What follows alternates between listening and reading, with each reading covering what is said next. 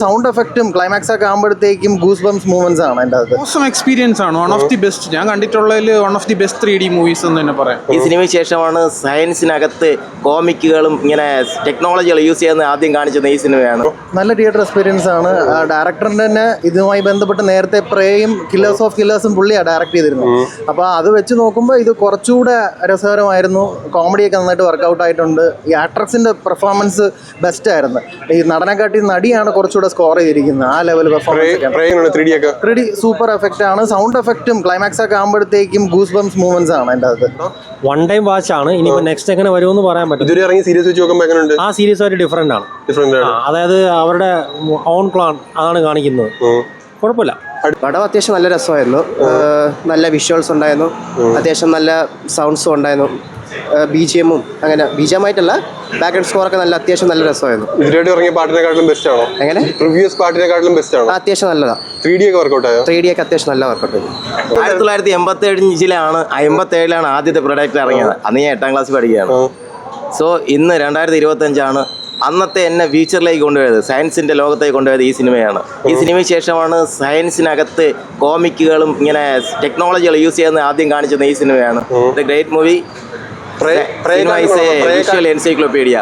ബാക്കിയുള്ള പാട്ടിനെക്കാട്ടിലും ഓരോ പാർട്ടുകളും ടെക്നോളജി മാറുന്നതനുസരിച്ച് ഓരോ പാർട്ടുകൾക്കും പെർഫെക്റ്റ് കൂടിയല്ലേ വരും. ടെക്നോളജി മാറുകയല്ലേ, സയൻസ് മാറുകയല്ലേ, പിന്നെ ആളുകളുടെ കോൺസെപ്റ്റ് മാറുകയല്ലേ, കാണുന്ന രീതി മാറില്ല. പിന്നെ നമ്മുടെ മറ്റു കാര്യങ്ങളെയും കൂടെ കമ്പയർ ചെയ്ത് കാണുമ്പോഴാണ് ചെറിയ ചെറിയ വേരിയേഷൻ വേണം. So great movie. അടിപൊളിയാ, സൂപ്പർ മൂവി, മസ്റ്റ് വാച്ച് ആണ്.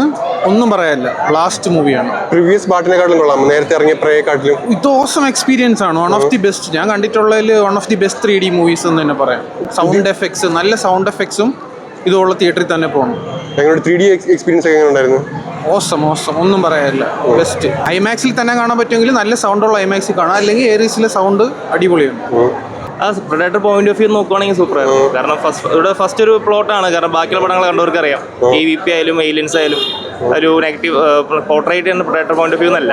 ഫസ്റ്റ് മൂവിയാണ്. ഇപ്പോൾ ടെക് എന്നുള്ളൊരു പ്ലോട്ടാണ്. അപ്പോൾ വളരെ നല്ലൊരു എക്സ്പീരിയൻസ് ആയിരുന്നു. 3Dയിലെ സീൻസ് അധികം എടുത്ത് പറയാനില്ല. OTT റിലീസ് ആയപ്പോൾ എല്ലാ പടങ്ങളും പെട്ടെന്ന് OTT വരുന്നുണ്ടല്ലോ. അപ്പോൾ OTT പോയിന്റ് ഓഫ് വ്യൂ എന്നൊക്കെ കാണാമെന്നേ ഉള്ളൂ. 3D ആയിട്ട് ആക്ഷൻ സീൻസ് എല്ലാം ടോപ്പ് നോച്ച് ആയിരുന്നു. ഇല്ല ഐമാക്സ് എക്സ്പീരിയൻസ് ഒന്നും അത്രയ്ക്ക് വർക്കൗട്ട് ആയിട്ടില്ല. ഇപ്പം പ്രൊഡേറ്റർ ഫസ്റ്റ് സെക്കൻഡ് പ്രേയും കഴിഞ്ഞിട്ട് തേർഡ് ഇത് തന്നെ. പ്രേയെക്കാട്ടിലും കൊള്ളാമോ? പ്രേയുടെ അത്ര വരില്ല, പക്ഷെ അതിന്റെ അടുത്ത് തന്നെ നിൽക്കും. പ്രേയെക്കാട്ടിലും കൊള്ളാമോ? പ്രേനെക്കാട്ടിയും കൊള്ളത്തില്ല. പ്രേ ആണ് പുള്ളിയുടെ പീക്ക് സാധനം. 3D ഒക്കെ എങ്ങനെയുണ്ട്? കുഴപ്പമില്ല, 2D ആണ് ബെറ്റർ. മൂവി പ്രേയെക്കാട്ടിലും കൊള്ളാമോ? കൊള്ളാം, നല്ല മൂവിയായിരുന്നു. ബാക്കിയുള്ള പാട്ട് വെച്ച് നോക്കുമ്പോൾ എങ്ങനെയുണ്ട്? കഴിഞ്ഞ പ്രേ എനിക്ക് അത്ര ഇഷ്ടപ്പെട്ടില്ല, പക്ഷെ ഇത് കുറച്ചും നന്നായിട്ട് എടുത്തിട്ടുണ്ട്. പടം കൊള്ളാം. വൈറ്റ് കാര്യങ്ങളൊക്കെ നന്നായിട്ടുണ്ട്.